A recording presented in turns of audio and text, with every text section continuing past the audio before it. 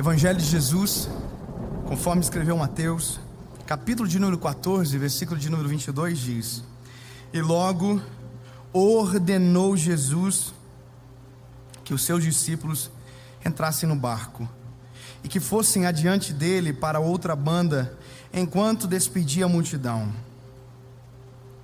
Esse texto, ele mostra uma dinâmica de Jesus trabalhar diferente daquela que era comum. Veja, Jesus era persuasivo, inteligente, amoroso. Então, a palavra ordenar não era necessário com Jesus. Jesus não precisava ordenar, porque o pedido dele era uma ordem. Bons líderes não ordenam, eles pedem, porque o pedido deles se torna ordem pelo amor de quem segue a voz dessa liderança. Isso é normal. Quando a gente age com a autoridade inadequada, a gente meio que fecha o coração de quem ouve. Então, quando Jesus ordena, Jesus não está dando opção deles dizerem: olha, não tem como ir depois, ou esperar o Senhor vir, talvez o Senhor despede a multidão, a gente fica junto. Como Jesus tinha acabado de fazer um milagre de multiplicar pães e peixes, então eles estão tudo meio esbabacados ainda com aquilo, estão tudo meio confusos. Olha, como que sobra pão e peixe de 5 pães e 2 peixinhos? Então estão tudo assustados. Só que Jesus, quando ordena, ele não abre margem para discussão, ele só ordena. Então Jesus, de maneira intencional e imperativa, obriga eles a entrarem no barco e atravessarem para outro lado. Mas tem uma coisa: qual é a necessidade de Jesus ordenar com discípulos que o seguiam voluntariamente? Eu vou te dizer, eles já tinham vivido tempestades na vida. Eles já tinham vivido tempestade. A última tempestade que eles viveram, Jesus estava no barco. Jesus estava no barco, dormindo na polpa. Então, quando a tempestade começa, o vento assola, as ondas açoitam o barco, eles gritam: Jesus, acorda!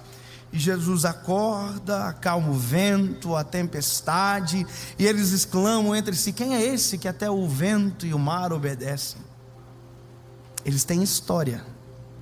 Só que agora Jesus está mandando eles irem para o meio do mar, sem Jesus na proa, na polpa. Antes eles viam a solução para o problema dentro do barco. Agora, se desse problema, os olhos deles não veriam a solução. Quem já foi na Galileia, quem já andou no meio daquele mar, é interessante, quando você sai da margem, não tem vento, a água é parada, mas quando você está exatamente no meio, tudo se altera, o vento, as ondas. Então eles conhecem o mar, tem histórico de tragédia, de tempestade, só que tem a lembrança de que Jesus estava no barco. Quando Jesus ordena eles a irem, Jesus sabe da tempestade, do medo e do trauma. Jesus sabe. Só que tem coisas que Jesus, de maneira intencional, nos insere para que a gente aprenda que nem sempre veremos Jesus no meio da tempestade. Nem sempre Ele estará dormindo no barco. Agora escute, não é pelo fato de você não enxergar que Ele não te vê. Não é pelo fato de você não enxergá-lo na polpa que Ele, da onde está, não te vê no meio da tempestade. Quando Jesus os coloca na tempestade, Jesus diz: vão, que eu já vou. Jesus sabe onde eles estão, aonde irão chegar, e os olhos de Jesus estão sobre eles. Eles não veem Jesus, mas Jesus os vê. A dificuldade nossa é que em tempestades como as que vivemos, nem sempre vemos Jesus no nosso barco. E o desespero se aplica quando os nossos olhos não enxergam aquilo que a nossa fé deveria crer. Eles estão no meio da tempestade e parece que o programado acontece. A tempestade vem. E antes a solução estava dentro do barco, agora não. Vento, onda, barco, discípulos. Está faltando alguma coisa. Eles estão desesperados, vão morrer, estão loucos, dizendo: nós não temos esperança, porque ele não está no barco essa vez. Nós não estamos vendo ele não está, não tem quem acordar. Eu vou repetir para que isso fixe na tua cabeça. Não é pelo fato que você não vê que ele não te enxerga. Não é pelo fato que você não tem para onde correr dentro do barco que ele não esteja no meio da tempestade próximo de você. Aleluia. A Bíblia vai dizer que a tempestade assola e eles estão desesperados, com medo da morte, quando de repente alguém vem caminhando sobre a tempestade. Qual é a história que eles tinham antes? A história que eles tinham antes veio uma tempestade, Jesus estava dormindo no barco, a gente acordou ele, acalmou a tempestade, ponto. Mas agora a história que eles terão para contar. Jesus vem caminhando por cima das águas no meio da tempestade. Eles olham e dizem: é um fantasma, porque aquilo que eles esperavam era Jesus dentro do barco, e Jesus não está dentro do barco. Aconteceu a mesma coisa com Marta e com Maria. Nem sempre o milagre que desejamos é aquilo que Ele tem para nos dar. Marta e Maria, Jesus está chegando e elas dizem: se o Senhor tivesse aqui, o nosso irmão não teria morrido. Elas estão dizendo: eu queria cura, e para cura o Senhor está atrasado. Jesus: não vim para curar, vim para ressuscitar. Ei, a tempestade está posta, Ele nos obrigou, e se Ele não nos obrigou, Ele não vem, não tem como vir, não tem barco agora, e aí? E aí Ele está andando sobre as águas, na tempestade. Coitado, Gabriel Medina passa vergonha perto desse homem, porque ele não acalmou a tempestade para andar por cima das águas, ele andou por cima das águas no meio da tempestade. O vento é contrário, o mar é revolto, mas Ele tem domínio sobre todas as coisas. Ele caminha por cima das águas, e Ele está indo ao encontro. A Bíblia diz que quem vê diz: é um fantasma, todos se espantam. E Jesus diz: ei, acalmem, sou eu, Jesus. Ei, agora o socorro não estava dentro, o socorro veio de fora. O socorro não estava dentro, estava fora. Nem sempre o socorro está dentro da tua casa, às vezes o socorro virá de fora. Nem sempre o socorro estará dentro do seu quarto, às vezes ele virá do outro quarto, às vezes ele virá de fora. Ele vem de maneira inesperada, a gente não tem como prever. Mas deixa eu te dizer, o fato de você não enxergá-lo dentro do barco não significa que ele não está vendo você no meio da tempestade. Ele vem.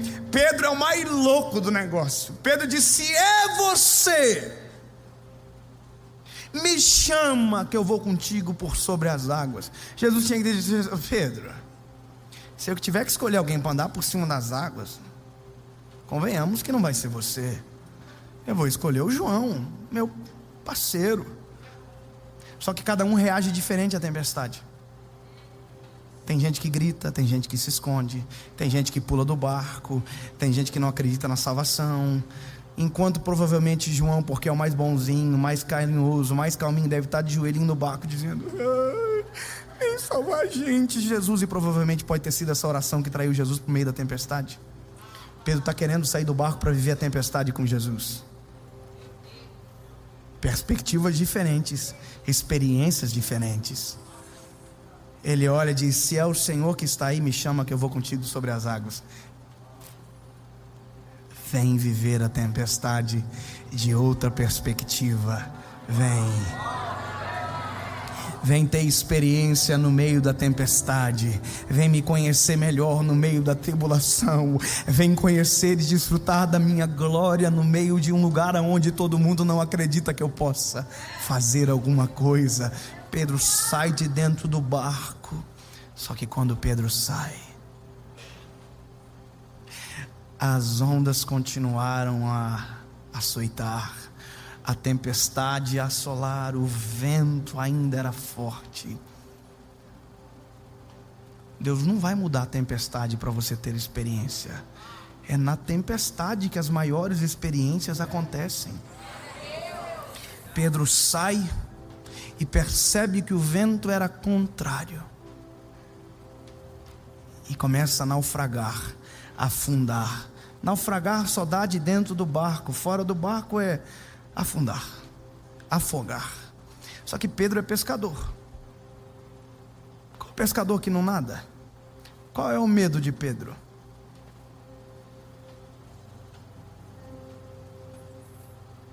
Você acha que foi a primeira tempestade que Pedro entrou?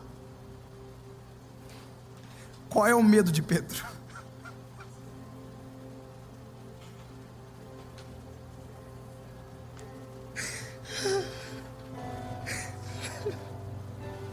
Pedro já viveu inúmeras tempestades na vida dele, era pescador. Qual é o medo de Pedro? O vento ele já viveu, a tempestade ele já viveu. Qual é o medo dele? Perder Jesus de vista de novo. Ele começa a afundar dizendo: ei, tem misericórdia de mim, porque ele trava. Tem gente que trava quando Jesus não está, tem gente que trava quando Jesus chega. Ele trava. Já teve um sonho que algo ruim aconteceu e você não conseguiu correr? Já viu coisa horrível? A gente quer correr, mas que... Já teve um sonho que você quer gritar e não consegue gritar? Já viu? Entra um bandido na casa no sonho, aí você quer... A voz não sai, já viu? Pedro sabe nadar, mas está travado. Pedro já viveu tempestade, mas está travado. Eu me lembro quando eu era menino, uma vez estava uma pedra assim, e meu pai disse: fica em cima da pedra, David. Em outras palavras disse: se afogue, pode morrer, porque não vai dar nada. Para a gente que é criança, todo não vira assim, né? E aí meu pai: não, saia da pedra. Conclusão, caí da pedra e comecei a afogar e comecei a morrer. Sabe o que passou na minha cabeça naquela hora? Sabe o que? Nada. Desespero paralisa. Pedro está paralisado. O vento era forte. Se Jesus desaparecer, acabou com tudo. Será que ele não é um fantasma? E agora? Será que eu não estou vendo demais?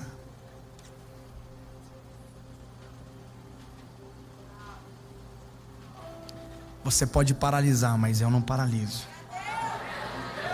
Você pode travar, mas ele não trava. Você pode não acreditar, mas ele não deixa de ser quem é.